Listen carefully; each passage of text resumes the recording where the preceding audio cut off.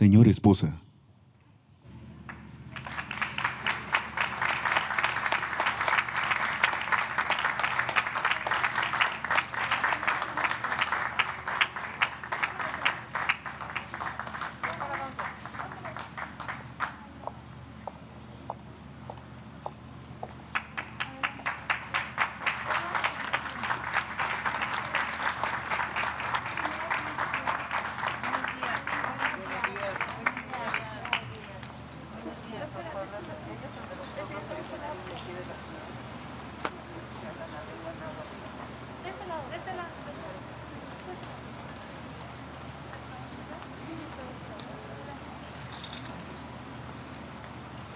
Ximoponalti timochinti, nican in Pangueyaltepetl Mexico Tenochtitlan, in Tenyocan in Machiyocan, in Tenochtli in Maca in Atliltic, in Cuautli in Equetzayan, in Cuautli Pipitzayan, in Cuautli in Tamayan, Cuautli Tlacuayan, y Coati Somocayan in Michin y Patlanian, in Matlatlan in Tospalat, in Apaguian, in Atlatlan, in Onca in Huillot Machoco, in Tolzalan, in Acatzalan, in Inamicoyan, in Inchilleloyan, Naucampa in Epapatlaca, in Oncaasico, Motlalico, in Matlactliomentlin, Teochichimeca, in Cocoyacayotica, Motlalico, in Icuasico.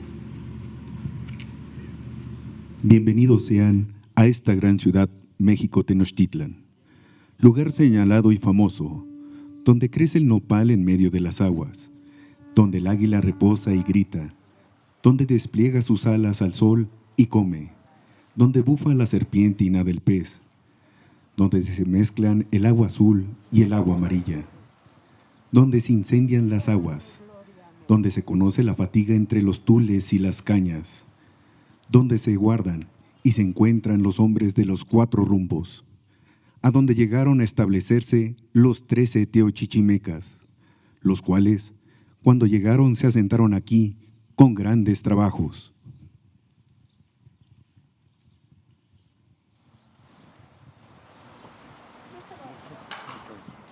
Gracias.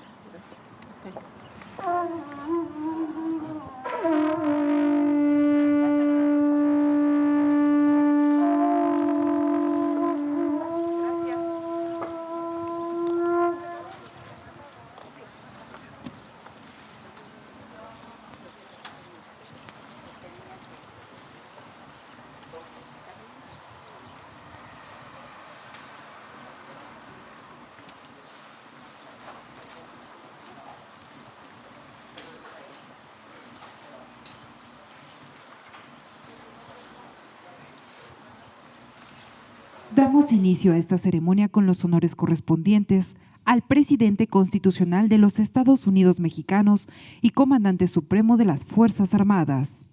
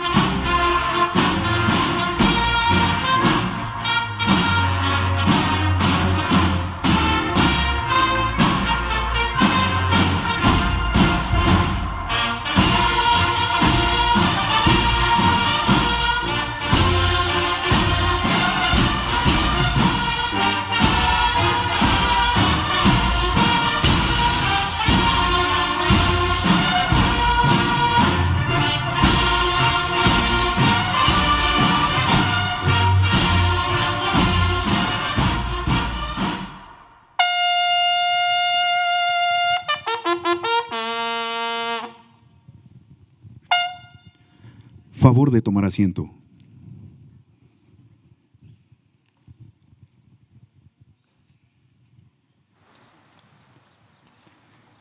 Preside esta ceremonia México Tenochtitlan, más de 7 siglos de historia. El presidente de México, licenciado Andrés Manuel López Obrador.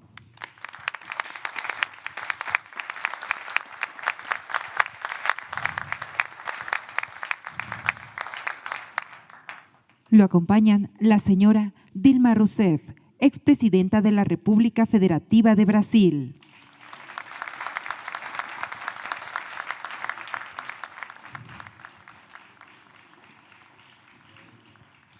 Doctora Beatriz Gutiérrez Müller, esposa del presidente constitucional de los Estados Unidos mexicanos.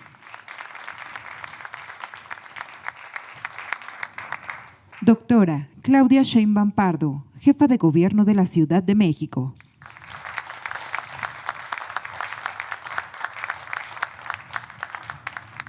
Senador Óscar Eduardo Ramírez Aguilar, presidente de la mesa directiva de la Cámara de Senadores.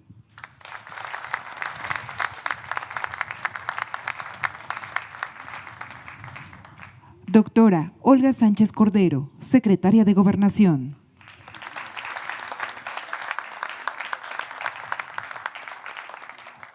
Ministro Arturo Saldívar Lelo de la Rea, presidente de la Suprema Corte de Justicia de la Nación.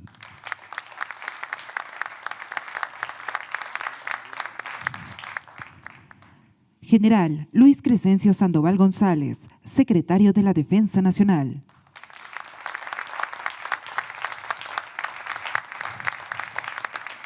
Almirante José Rafael Ojeda Durán, secretario de Marina.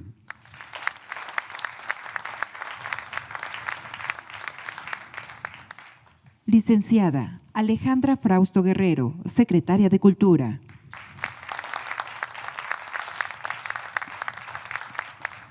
Licenciado Marcelo Ebrard Casaubon, secretario de Relaciones Exteriores.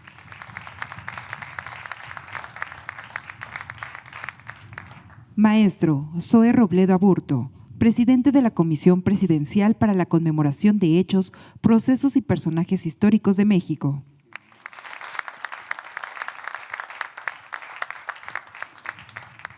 Señora María Magdalena Huerta Vázquez, presidenta del Comisariado Ejidal de Santiago Zapotitlán, Tláhuac.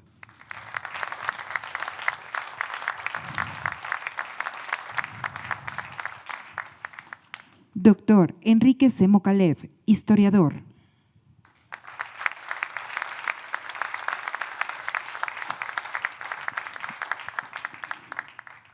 Y maestro Néstor Núñez López, alcalde de Cuauhtémoc, Ciudad de México.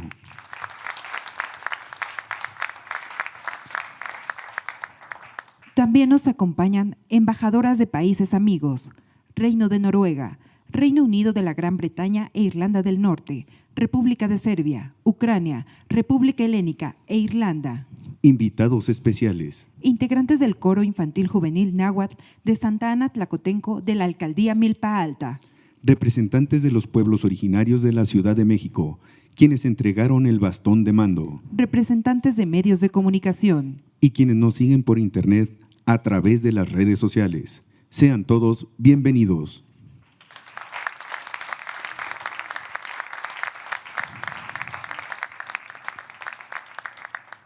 La doctora Claudia Sheinbaum Pardo, jefa de gobierno de la Ciudad de México, hará uso de la palabra.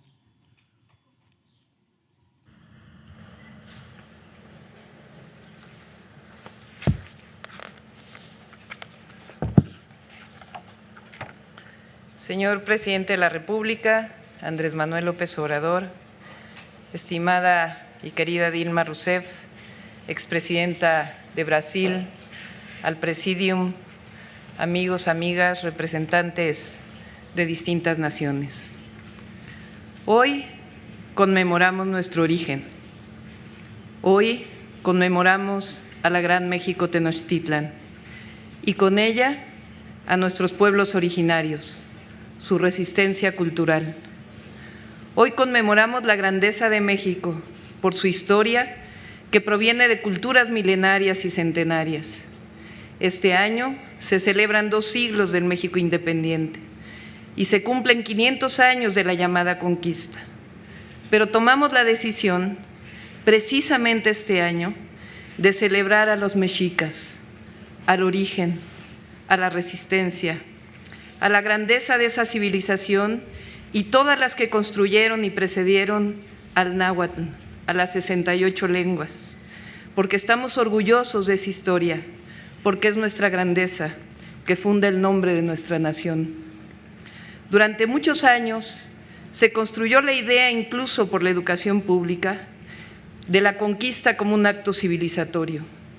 La barbarie de los aztecas frente a la visión civilizatoria occidental como la única poseedora del oculto, el monoteísmo como única fe y cosmogonía válida, la moralidad española contra la inmoralidad mexica, el idioma español, el de la Real Academia, frente a los dialectos precolombinos. Décadas más recientes, muchos antropólogos e historiadores, pero sobre todo la resistencia de nuestros pueblos, han mostrado al mundo la grandeza de la cosmogonía, conocimiento de la astronomía, la construcción matemática, la riqueza de la vida y la muerte, la deidad femenina y masculina, la construcción cotidiana le ofrenda al día y a la noche, la construcción constitucional y política de los mexicas, su desarrollo mercantil y también su dominación sobre otros pueblos y la guerra y el tributo. La historia no es la de los vencedores, que formaron la idea de un mestizaje amistoso, un encuentro pacífico de 2 mundos. La historia es diferente. Los españoles invasores cometieron traiciones y actos genocidas, como las terribles matanzas de Cholula o el Templo Mayor, donde los invasores se lanzan contra familias que celebraban fiestas tradicionales a sus dioses. La mayor parte de la historia mexica proviene de fuentes españolas o del periodo colonial temprano, a través de diversos códices, y son la principal manera que tenemos de conocer las historias del origen del Altépetl del Valle de México, pero también por tradiciones orales que se han guardado por más de 500 años. El mito, el relato o la historia, de acuerdo con este museo del Templo Mayor, es que los mexicas llegaron de Aztlán después de una larga peregrinación.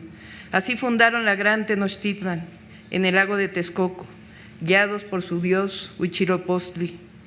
La tira de la peregrinación señala que Aztlán estaba ubicado en una isla donde había 6 calpulis y un gran templo probablemente dedicado a Mixcoatl, después que los mexicas llegaron a Teoculcán en el año 1 pedernal, partieron 8 calpulis encabezados por 4 Teomamaque, uno de ellos identificado como Tezcoatl, quien cargaba a Huitzilopochtli. Según el mito, Huitzilopochtli ordenó que fundara la ciudad donde estuviera un águila parada sobre un nopal, devorando una serpiente. Siguiendo ese designio, los mexicas deambularon por varios lugares, siempre en busca de la señal. De acuerdo con la tira de la peregrinación, la gente de Cuitláhuac se separó del resto de los calpulis. Más tarde, los mexicas llegaron al Valle de México y pasaron por varios pueblos, hasta que se asentaron en territorio de los tepanecas de Azcapotzalco. Finalmente, encontraron el sitio señalado por Huitzilopochtli, en un islote del lago de Texcoco. El mito, leyenda, historia, narrativa fundacional del México Tenochtitlan fue acompañada, como lo muestran sus deidades, cultura, tradiciones, de historias de origen y migración de otras culturas previas y de pueblos contemporáneos, vecinos, aliados y rivales de los mexicas. Aquí donde nos encontramos, hace 7 siglos se edificó una ciudad en donde ya habitaban tepanecas, culhuacanes y otros pueblos, que configuró, como lo describió en la ya conocida narrativa de Bernal Díaz del Castillo. Y otro día, por la mañana, llegamos a la calzada ancha, íbamos camino de Iztapalapa, y desde que vimos tantas ciudades y villas pobladas en el agua y en tierra firme, otras grandes poblaciones, y aquella calzada tan derecha y por nivel como iba a México, nos quedamos admirados, y decíamos que aquello parecía las cosas de encantamiento que cuentan en el libro de Amadís, por las grandes torres y cúes y edificios que tenían dentro del agua y todos los calicanto, y aún algunos de nuestros soldados decían que si aquello que se veía, si era entre sueños y no es de maravillar, que yo describa aquí de esta forma, porque hay mucho que ponderar en ello, que no sé cómo lo cuente, ver cosas nunca oídas, ni aún soñadas como veíamos. La caída del México Tenochtitlan abrió una historia de epidemias, abusos y 300 años del México colonial. Pero la palabra conquista, y por ello la reflexión indispensable, implica la eliminación de una diversidad que conforma nuestro México pluricultural, de la riqueza de los más de 7 millones de mexicanos y mexicanas que hablan y conservan y procuran 68 lenguas, de las cosmovisiones, del sincretismo y no sincretismo, del reconocimiento y reivindicación de nuestros orígenes culturales previos a la llegada de los españoles. Si no hacemos eso, si no lo cuestionamos, si no nos cuestionamos, estamos condenados a seguir preservando una cultura de la discriminación y la renuncia a nuestra historia de la de nuestros pueblos originarios. Reconocer la riqueza de la historia, la reivindicación de nuestros pueblos originarios, el reconocimiento de su resistencia cultural, social e incluso política es obligación de los millones de mexicanos y mexicanas que construimos todos los días esta cuarta transformación de la vida pública de México. La Ciudad de México tiene una historia milenaria. La primera civilización que dejó vestigios arqueológicos es la Cuicuilca, que data del 800 antes de nuestra era.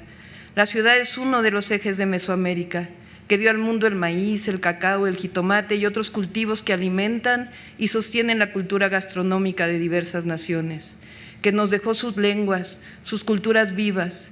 Hace 7 siglos en esta ciudad se levantó la legendaria Tenochtitlan, cuna de la cultura mexica, a partir de la cual llevamos el nombre de nuestro país, México.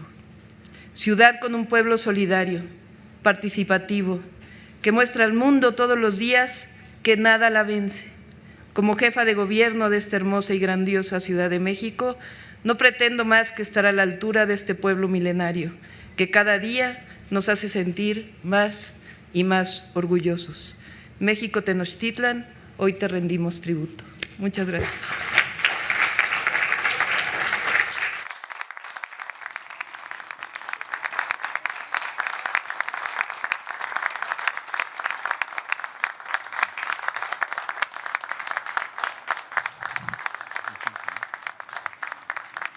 Favor de tomar asiento. Hace uso de la palabra el doctor Enrique Semo Caleb, historiador.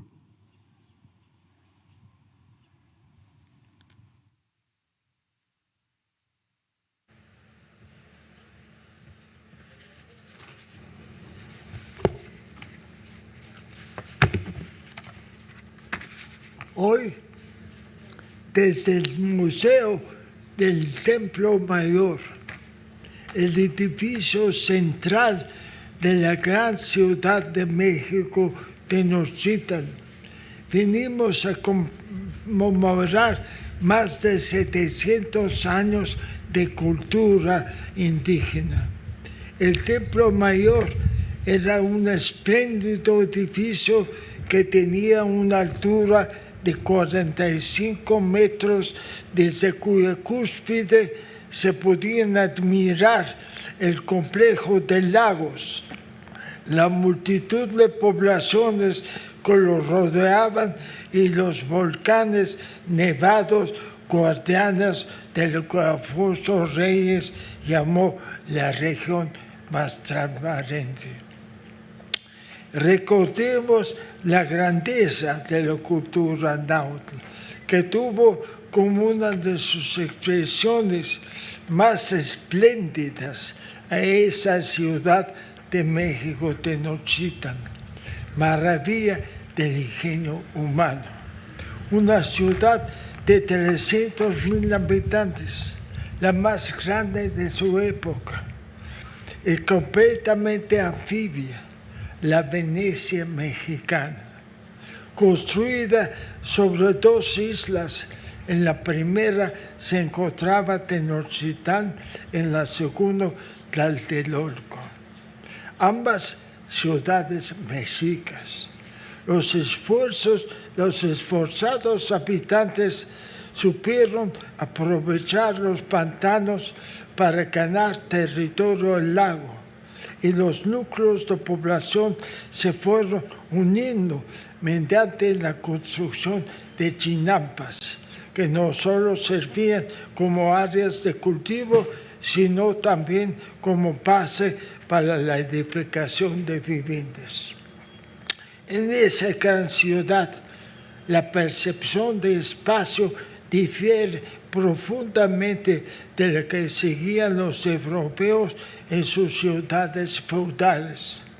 México Tenochtitlán es una combinación de lo urbano y lo campestre, un altépetl que incluye los dos elementos en una abigarrada unidad en que los jardines y los cultivos se combinan con los barrios apretados y las construcciones monumentales, para crear un espectáculo original de gran belleza.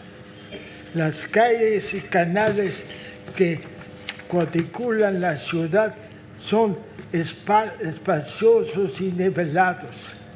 Las de agua contaban con numerosos puentes y una flota de 50,000 canoas para la comunicación de los vecinos. Las que únicamente eran de tierra habían sido hechas a mano. Para una sociedad en que la ideología es de religión, se comprende que el centro sea ante todo un espacio ceremonial, pero también centro del poder político. Sobre aproximadamente 250,000 metros cuadrados se agrupaban las casas de divinidades, de sacerdotes y sacerdotisas, los colegios, los patios, los lugares para el sacrificio, el palacio de Moctezuma, que ocupaba el lugar de lo que hoy es exactamente el Palacio Nacional, así como las habitaciones de los gobernantes, es decir, un conjunto de más de 60 grandes edificios con sus espaciosos patios y jardines. Dominando esta zona ceremonial, la pirámide del Templo Mayor se elevaba hacia el cielo. Los santuarios gemelos de Huitzilopochtli, Colibrí zurdo, dios de la guerra, y de Tlaloc, dios de la lluvia, y los agricultores ocupaban la cúspide. Hoy nos podemos sentir orgullosos de la inmortal cultura que ella representa y que a través de los siglos se ha fundido con otras culturas para formar la moderna nación mexicana. Y la mejor manera de terminar esta era cuenta el aforismo de Chimalpai: mientras el mundo perdure, la fama y la gloria de México Tenochtitlán nunca perecerá.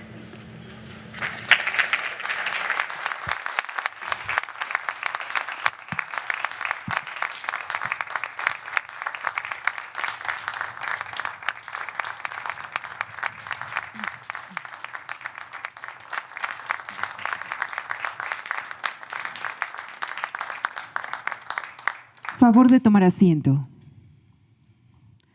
La señora Dilma Rousseff, expresidenta de la República Federativa de Brasil, hará uso de la palabra. Hará uso de la palabra.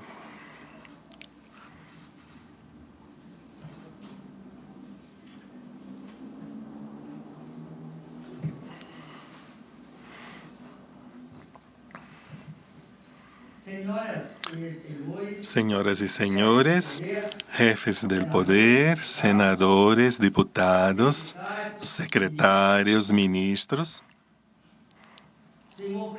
señor presidente Andrés Manuel López Obrador, regreso al México con inmensa alegría de volver a descubrir un país cuyo gobierno está construyendo un horizonte de justicias sociales, de igualdad para su pueblo, un pueblo que encuentra en su gobierno la fuerza del compromiso de efectivas conquistas y que se destaca frente a un pasado de tantas promesas que no fueron cumplidas, de tantas riquezas energéticas que fueron expropiadas, de tantas deudas democráticas y de justicia siempre dejadas para después.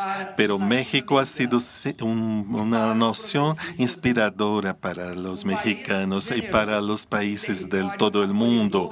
Un país generoso, un territorio acogedor donde se refugiaron tanto artistas, intelectuales, militantes, dirigentes de izquierda y del mundo progresista latinoamericano. Aquí brasileños, argentinos, chilenos, uruguayos han construido sus casas, huyendo de las brutales dictaduras que llenaron nuestros países en las décadas de 1960 y 1970. México, que ha mantenido una relación abierta con Cuba, aun cuando bajo la tutela norteamericana casi todas las naciones americanas le daban la espalda. Hoy su gobierno, señor presidente, se ve que construye un México democrático y diverso, justo y soberano. Un gobierno que expresa la dignidad y la igualdad de un pueblo que exige que las élites y todos los poderes dejen de expropiar sus derechos, su patrimonio y su felicidad. Señor presidente Andrés Manuel, yo acompaño con gran atención y solidaridad su lucha contra la desigualdad y contra la injusticia social, su compromiso de conquistar la soberanía energética y de alimentar a México. Lo que usted ha mencionado claramente, México no es más una tierra para ser conquistada. Saludo también a su esposa. Y quisiera decir que quien tiene el liderazgo o ya ha tenido el liderazgo de gobiernos populares y progresistas, sabemos que más allá de nuestros esfuerzos para transformar las políticas públicas, democratizar los estados, expulsar los privilegios de las oligarquías y garantizar el derecho de las mayorías, tenemos que trabajar para la construcción de una nueva política democrática, una nueva cultura democrática a nuestras naciones que sufrieron tanto con la desigualdad y como al autoritarismo. Como dijo una vez Carlos Monsiváis, si la batalla cultural no sucede, la batalla política también se puede perder. Y entonces vengo a un México que renace, que está construyendo una cultura de libertad, de soberanía, de igualdad. Participo en esta celebración y me siento muy honrada de que está. Hay un proverbio africano que Eduardo Galeano recuerda y que me parece fascinante. Dice, hasta que los leones tengan sus propios historiadores, las historias de caza van a alabar a los cazadores. Las historias latinoamericanas fueron narradas por cazadores, silenciando, negando las historias de vida de nuestros pueblos indígenas, de nuestras civilizaciones ancestrales, de nuestras riquezas, diversidad cultural que antes de la llegada de los españoles y portugueses vivían en un territorio que la arrogancia colonial quiso convencernos que fue descubierto desde hace solo 500 años. Esta fiesta para la cual nos han invitado invitado ofrece una otra mirada, una perspectiva que respeta la verdadera historia de la comunidad, perspectiva de los leones y de las leonas, y no de los cazadores. Una historia que se reconoce en el hecho fundador que ya hace como 7 siglos, cuando se estableció aquí en el lago de Texcoco, estableciendo una de las ciudades más deslumbrantes de la historia de la humanidad, la Ciudad de México, Tenochtitlan. Se puede pensar que la Ciudad de México ha sido fundada sobre las ruinas de México, Tenochtitlan.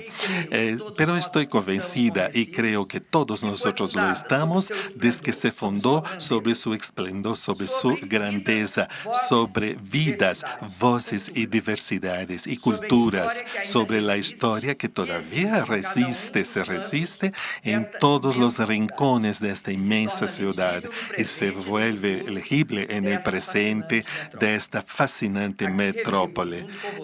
Revivo junto a ustedes el sentimiento que nos une como latinoamericanos, que es formar parte de una historia que ningún cazador puede silenciar. La historia no solo de los leones, sino también de las leonas. Y ya que menciono las leonas, permítame cumplimentar la jefa del gobierno de la Ciudad de México, Claudia Sheinbaum, y decir que mi alegría de estar aquí hoy se multiplica por el acto de esta mujer y de esta ciudad extraordinaria que es gobernada por una mujer.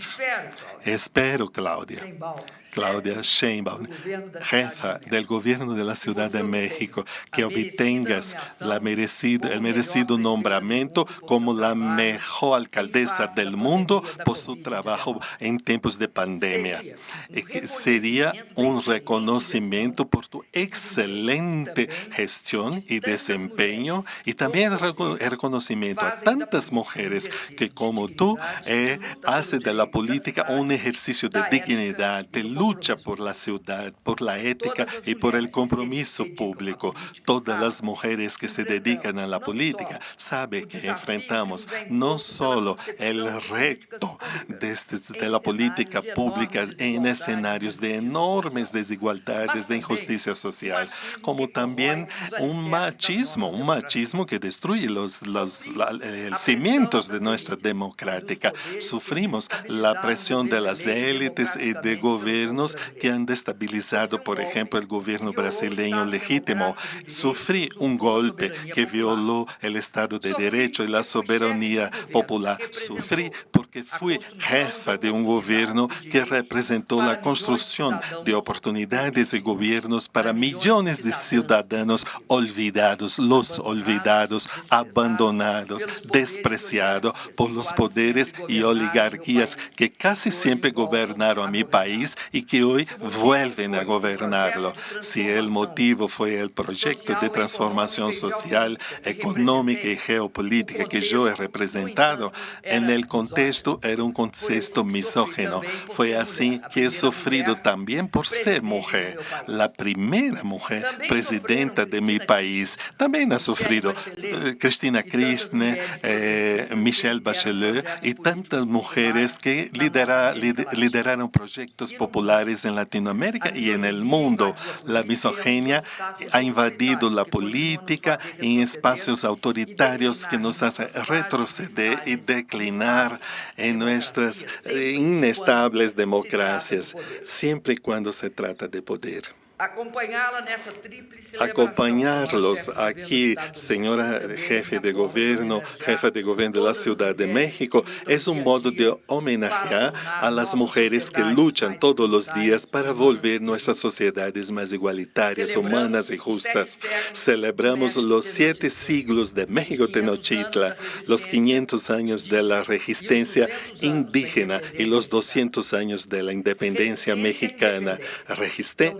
resistencia e independencia, dos palabras plenas de significado emancipatorio. Yo me quedé muy feliz en compartir con ustedes que en este México, que vive un momento de oportunidades democráticas excepcionales, con este gran presidente Andrés Manuel López Obrador, las epopeyas de resistencia y de independencia, que no se pensó como apenas un aniversario o un hecho del pasado, sino como un hecho que se traduce para el presente y hacia el futuro. Estamos aquí en una celebración de la memoria colectiva, de la memoria viva, que siempre está viva en las luchas de los pueblos. Estas celebraciones mexicanas son un tributo a la memoria colectiva por las luchas, por la emancipación de nuestra América, por nuestras civilizaciones, por nuestra cultura y por la gran diversidad de esta construcción magnífica que se llama la nación mexicana. Estimado presidente López Manuel López Obrador, querida jefe de gobierno Claudia, que viene de un país donde yo vengo de un país que hay más de 400.000 vidas, con un presidente en Brasil xenofóbico, que desprecia la vida de su pueblo, que está expropiando bienes materiales públicos, está destruyendo derechos humanos y democráticos. Sin embargo, vengo de un país que sigue resistiendo, un país con un pueblo extremadamente solidario, combativo, generoso, que brevemente va a celebrar el fin de estos políticos corruptos y va a volver a restaurar la soberanía que han intentado eliminar. Traigo aquí el abrazo fraterno de mi pueblo, de mi partido, del expresidente Lula, aquí a la Ciudad de México. Aquí el monumento a la independencia es un ángel, el ángel de la independencia. Pero yo creo que también este ángel representa el trabajador del país, las madres, los niños, las niñas, representa la vida viva de este país, a lo que hicieron de México esta nación extraordinaria, diversa, creativa. Él representa a los ángeles silenciosos que Elena Poniatowska refirió en Los Ángeles de la Ciudad, los que han construido y están construyendo su independencia día tras día, al pueblo mexicano, a los leones y leonas que fueron silenciados en la historia de cazadores. Este es el México que celebramos aquí, el México de una de las civilizaciones más importantes y antiguas de la historia de la humanidad, el México antirracista y antipatriarcal, el México de una cultura diversa y extremadamente rica, que es de orgullo para todos los latinos americanos, el México de la revolución, de la emancipación de las mujeres y de los hombres. Estoy aquí, señor presidente, Andrés Manuel López Obrador, señora Claudia Sheinbaum. Tengo el honor de estar aquí celebrando con todos ustedes y con todos los mexicanos y mexicanas la gran historia de México. Y seguiremos luchando junto con los ángeles del continente para construir una Latinoamérica unida, basada en la justicia, en la igualdad, la dignidad y la independencia que todo nuestro pueblo merece. Agradezco a ustedes la invitación y la atención que me brindan en este momento. Muchas gracias.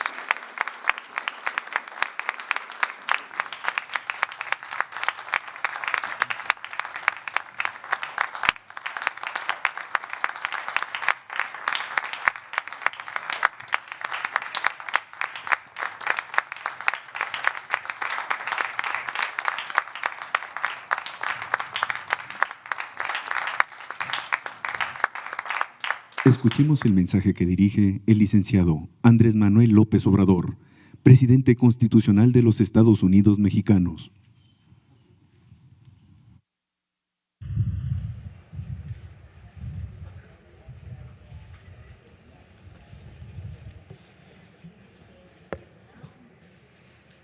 Amigas, amigos, representantes de los pueblos indígenas del Valle de México y de nuestro país.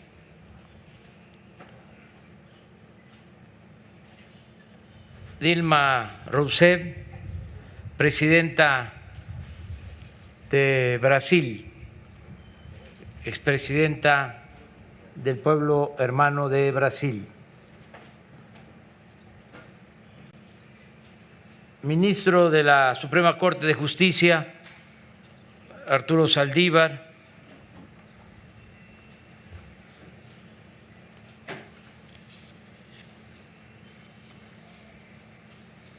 Claudia Sheinbaum, jefa de gobierno de la Ciudad de México. Amigas, amigos todos, invitados, autoridades civiles, militares. La fundación de la Ciudad de México hace 700 años fue el inicio de una etapa nueva y fecunda en la historia de nuestro país. Se sabe que entre 1321 y 1325, un grupo de indígenas procedentes del norte se asentaron en este sitio para conseguir su sustento y desarrollar sus creencias, conocimientos y cultura. Visto a la distancia, resulta admirable el que esta frágil tribu chichimeca haya erigido en apenas 200 años un poderoso Estado, una cultura sobresaliente y una potencia que dominó todo el área de Mesoamérica. Pocos pueblos en el mundo logran una hazaña semejante. El éxito de sus actividades productivas y el avance científico permitió a los mexicas afianzar el poderío bélico. Pero no todo fue guerra y sometimiento de pueblos conquistados.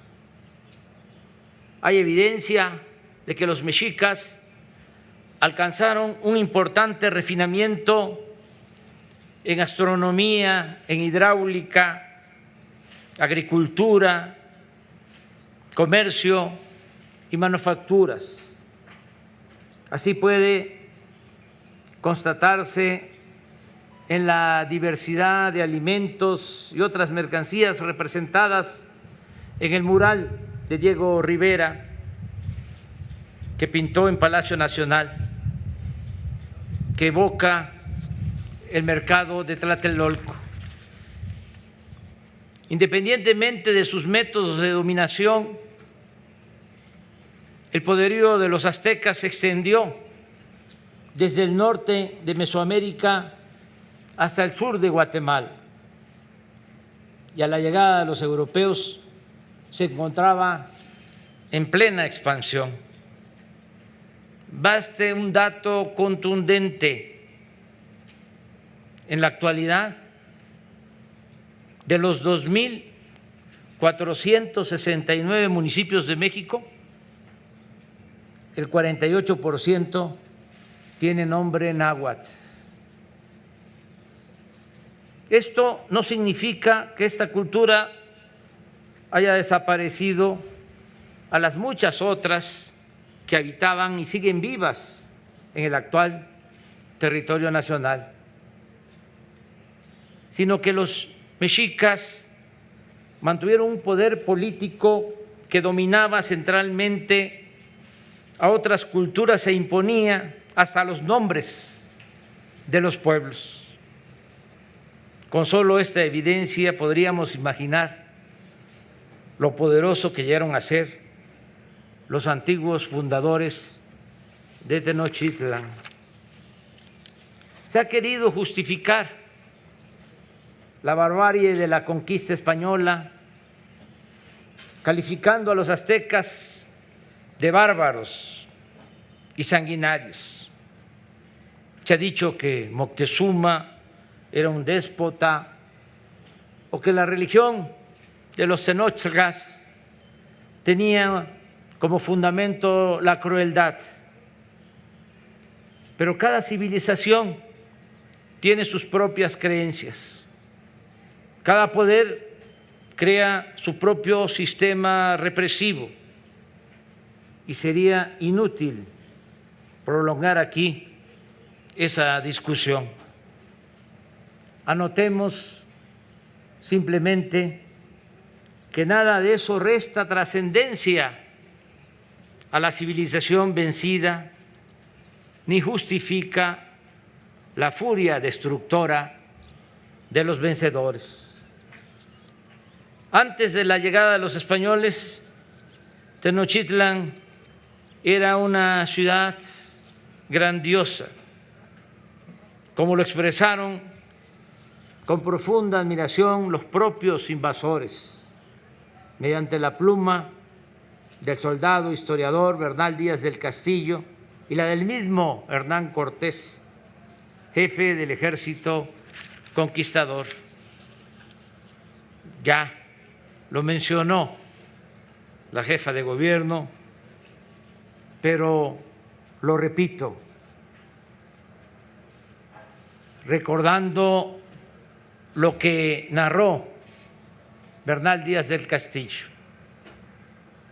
Llegamos a la calzada ancha y vamos camino a Iztapalapa, y desde que vimos tantas ciudades y villas pobladas en el agua y en tierra firme, otras grandes poblaciones, y aquella calzada tan derecha y por nivel como iba a México, nos quedamos admirados y decíamos que parecía a las cosas de encantamiento que cuentan en el libro de Amadís, por las grandes torres y edificios que tenían dentro en el agua, y todos de cal y canto.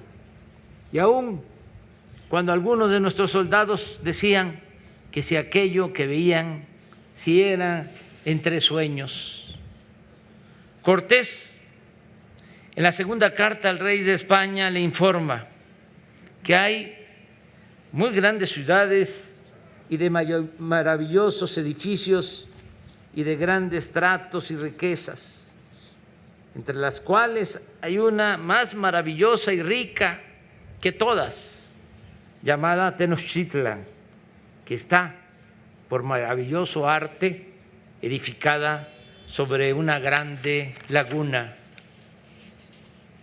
Después de casi 3 meses de un cerco implacable y una resistencia tan heroica como infructífera, los invasores europeos entraron triunfantes a la capital de los aztecas e iniciaron de inmediato la destrucción física de la urbe.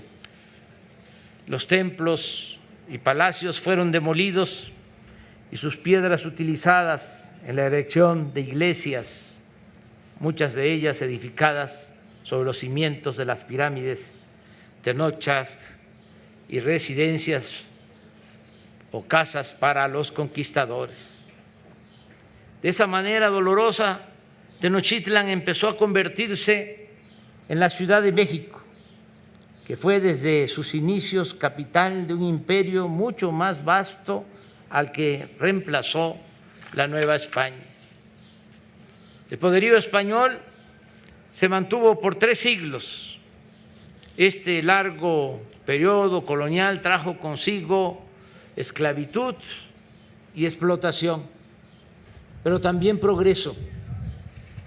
En esos 300 años, la población indígena, de por sí diezmada por la invasión, se redujo considerablemente por los terribles efectos de las epidemias, pero también por la esclavitud, el maltrato, las hambrunas, el consecuente debilitamiento físico, así como el desgano vital, como lo apuntó en uno de sus recientes libros que se llama La Conquista, el historiador aquí presente, Enrique Sem.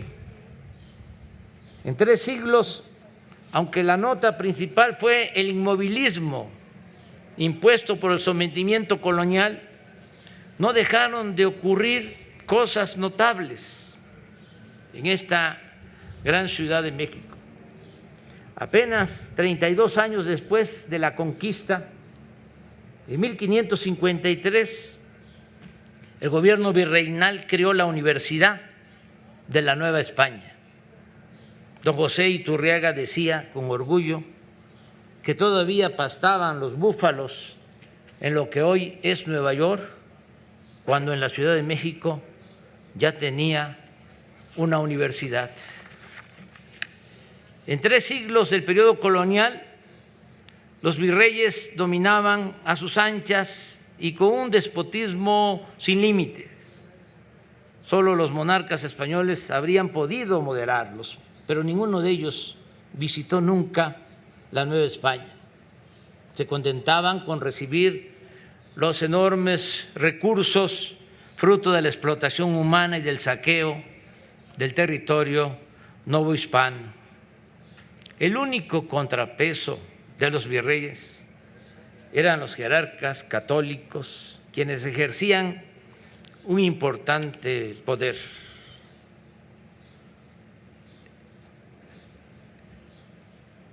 En ese entonces,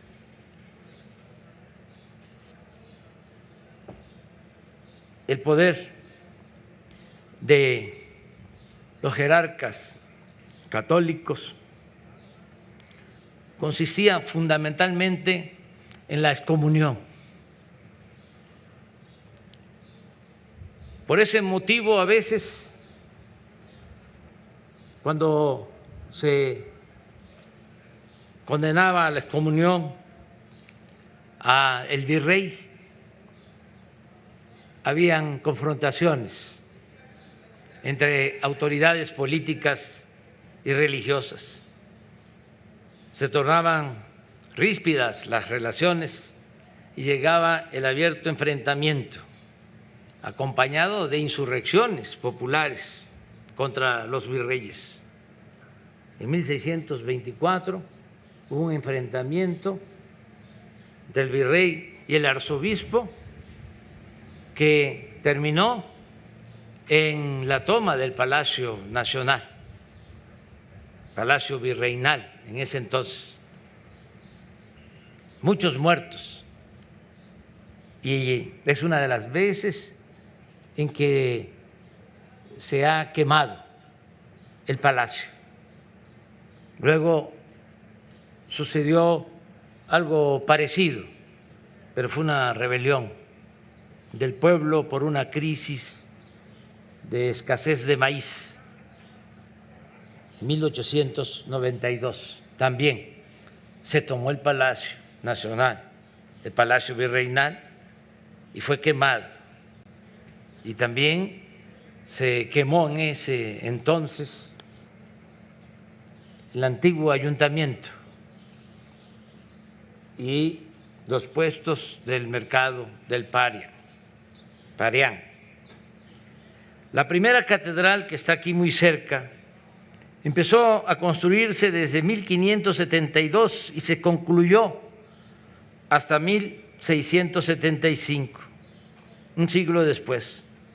Pero con la llegada de Manuel Tolsá de España, renombrado escultor y arquitecto, se inició una nueva edificación que dejó de lado el barroco mexicano y le imprimió a esta obra y al Palacio de Minería un estilo neoclásico. Lo que permanecía inamovible era el desprecio por los pobres.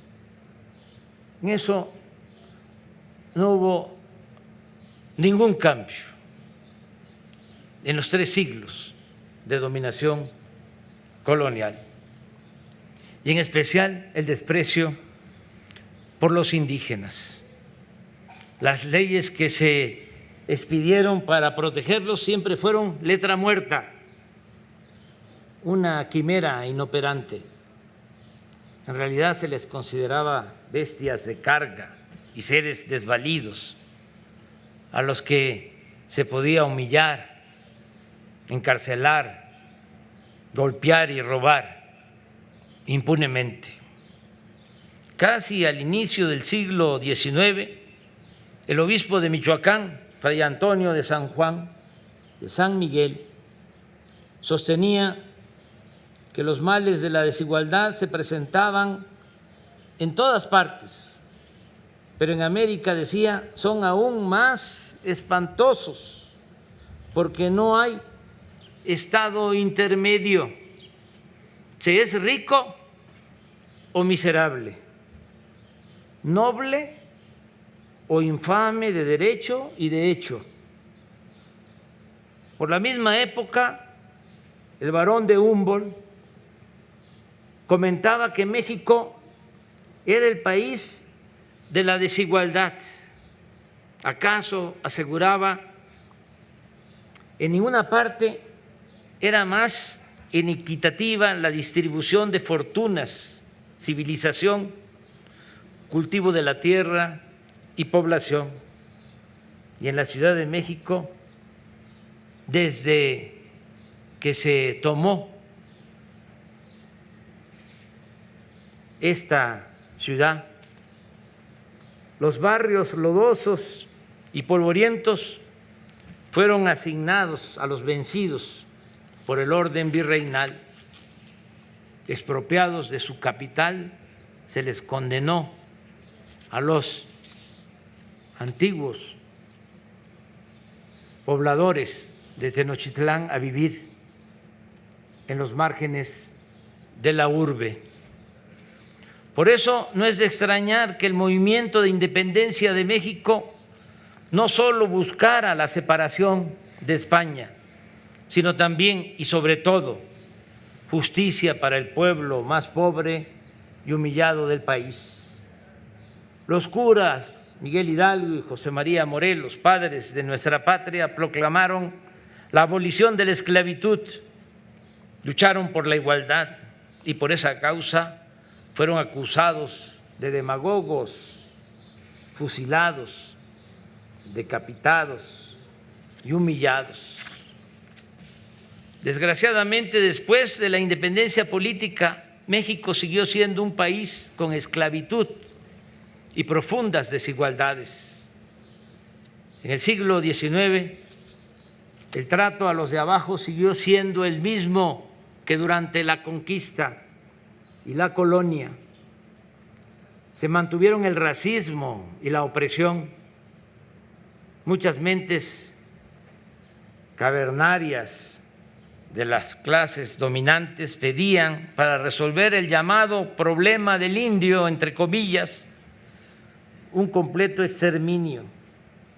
Los liberales más inteligentes proponían que se civilizara, entre comillas, a los indígenas, lo que no solo les negaba una civilización propia, sino que equivalía a promover la extinción de sus culturas. Exceptuando el glorioso periodo de la Reforma y la reafirmación de nuestra República, encabezado por Juárez y los liberales, casi nada cambió en el primer siglo de la vida independiente. Nada cambió en beneficio del pueblo. El siglo XIX se caracterizó tanto por la inestabilidad política como por el predominio de funestas dictaduras. Antonio López de Santa Anna fue 11 veces presidente de México y Porfirio Díaz dominó durante 34 años. En ese lapso, dominado por los enfrentamientos entre liberales y conservadores, padecimos además de invasiones extranjeras, varias. Recordemos solo una, muy lamentable. En 1848, cuando se registró el gran zarpazo con el que Estados Unidos nos arrebató más de la mitad de nuestro territorio. Por cierto, en esta ciudad, los estadounidenses invasores no fueron bien recibidos ni siquiera por los adinerados de la época. En cambio, cuando el ejército francés entró triunfante a la capital, los pudientes lo celebraron. Contrasta con esa actitud deleznable el comportamiento cívico, patriota y democrático de los capitalinos ante el regreso triunfal de Juárez en junio de 1867 y posteriormente el recibimiento multitudinario a Francisco I. Madero, luego de la partida al exilio del dictador Porfirio Díaz en 1911. Durante el porfiriato, la Ciudad de México se embelleció, fueron suntuosas las fiestas de la clase dominante y las inauguraciones para conmemorar el centenario del inicio de la lucha de independencia nacional.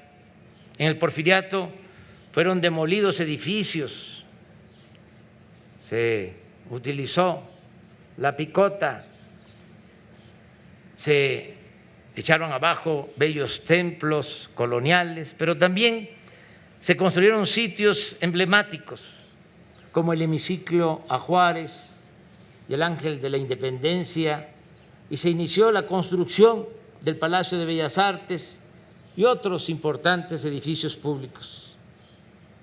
La Revolución Mexicana no solo significó un solemne acto de justicia, la primera revolución social en el mundo, sino que hizo surgir la creatividad a caudales, los murales de Diego Rivera, David Alfaro Siqueiros, José Clemente Orozco, la obra plástica de Frida Kahlo, María Izquierdo, José Chávez Morado y otros grandes de la llamada Escuela Mexicana. Entre 1935 y 1980, a pesar de las inercias autoritarias, los habitantes del Distrito Federal vivieron con optimismo y esperanza. Aquí florecieron la nueva clase media, las industrias más avanzadas y las mejores instituciones de educación superior del país. La ciudad era una inmensa fábrica de sueños y esos sueños se reflejaron en el apogeo del cine, el teatro y otras actividades culturales. La ciudad creció en medio del espejismo de la modernidad. Desde todos los rincones de México y del mundo, millones hemos llegado y nos hemos arraigado en esta ciudad hospitalaria y generosa. No faltaron los problemas, ni la desigualdad o la pobreza que retrató Luis Buñuel en su película Los Olvidados de 1950, pero existía movilidad social, una más equitativa redistribución de la riqueza y la esperanza de un futuro mejor. Desde 1980 comenzó una época aciaga. Se desvaneció el optimismo y aparecieron la decepción y la desconfianza. Se multiplicaron entonces grandes y graves problemas: la corrupción, crisis económica, sobrepoblación, desempleo, pobreza, inseguridad, descomposición social, deterioro del medio ambiente y de los servicios básicos. Durante las dos últimas décadas del siglo anterior, todos los índices de criminalidad se dispararon, al igual que delitos de cuello blanco como las defraudaciones bancarias, el lavado de dinero o el desvío, el robo de fondos públicos. ¿Y qué decir del periodo neoliberal? De 1983 a 2018 ha sido el periodo de mayor corrupción y saqueo en toda la historia de México.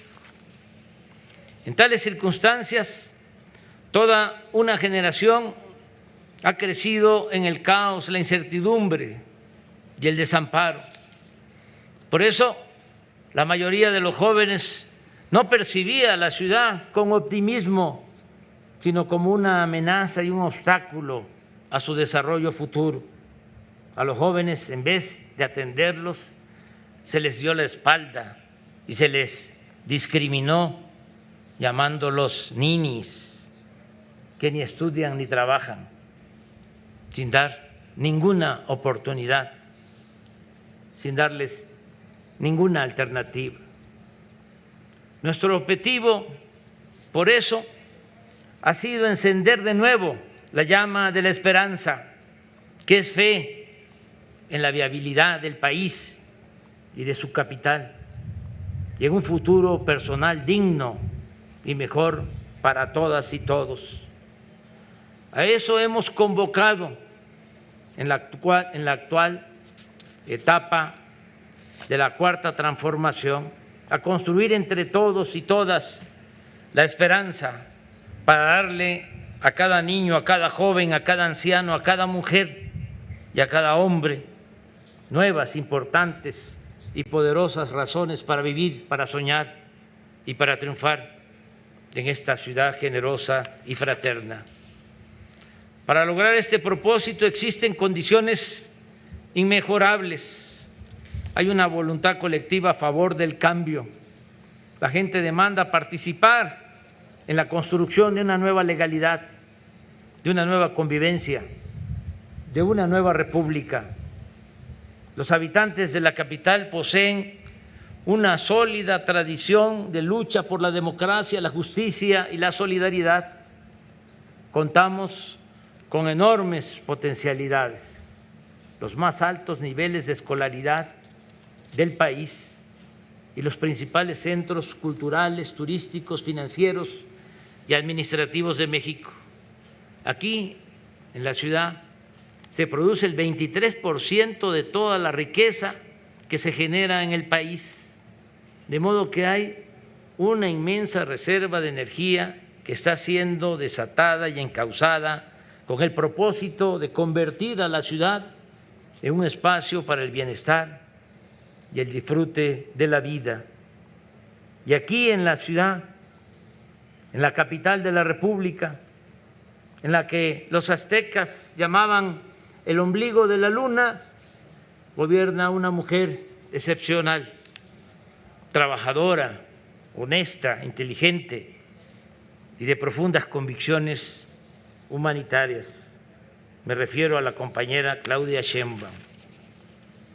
No podría dejar de decir que en la lamentable desgracia del metro de Tláhuac seguirá habiendo atención y apoyo para los familiares de las víctimas y, desde luego, el compromiso de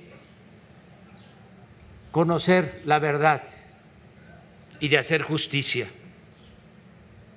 En esta ciudad, donde parece que cada quien se dedica a lo suyo y en la que en apariencia predomina el individualismo, la gente es generosa, fraterna y unida cada vez que se requiere hacer frente a una desgracia. La solidaridad que he constatado en la Ciudad de México ante situaciones de desastre solo es comparable a la que se expresa en momentos difíciles de adversidad en las comunidades indígenas de México. En fin, hablar de la ciudad es algo interminable y ofrezco disculpa por alargarme en mi exposición. Voy también a repetir lo que el maestro Semo subrayó, lo que dejaron escrito los mexicas en los memoriales de Culhuacán. Mientras exista el mundo, no acabará la gloria ni la fama de México Tenochtitlan. Señora Dilma Rousseff, aquí en el Templo Mayor de Tenochtitlán, en este sitio que simboliza la grandeza cultural de México, además de agradecerle por acompañarnos a esta conmemoración, queremos decirle a usted, a sus compañeras y compañeros y al pueblo hermano de Brasil que pueden contar con nosotros. Lo expreso yo y estoy seguro que lo dirían, lo gritarían con pasión millones de hombres y mujeres de México. Que viva el pueblo de Brasil, que viva el pueblo de Tenochtitlan, viva México.